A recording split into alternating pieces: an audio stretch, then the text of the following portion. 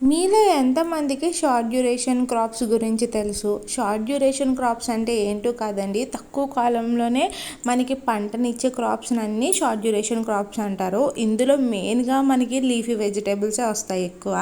ఎందుకంటే leafy vegetables అనేవి 1 మంత్‌కే మనకి హార్వెస్టింగ్ అనేది వచ్చేస్తది. ఈరోజు మా ఇంటి దగ్గర తోటకూర వేస్తున్నారనమాట. దానికి మేము ఎంత ప్లేస్ అయితే వేద్దాం అనుకున్నామో ఆ ప్లేస్ అంతా కొంచెం నేల పైన తవ్వారు. ఆ తర్వాత మనకి ఇష్టమైతే లైన్స్ కింద తీసుకుని ఆ లైన్స్లో విత్తనాలు వేసుకోవచ్చు, లేదా యూనిఫామ్గా మనం మొత్తం ఆ ప్లేస్ అంతా వెదజల్లేసుకున్నా కూడా విత్తనాలు అనేవి మొలకొచ్చేస్తాయి అన్నమాట. ఈ క్రాప్ రావడానికి ఒక 30 నుంచి 40 డేస్ అయితే పడుతుంది. మనం 30 డేస్ నుంచి హార్వెస్టింగ్ అనేది చేసుకోవచ్చు ఈ తోటకూరకి.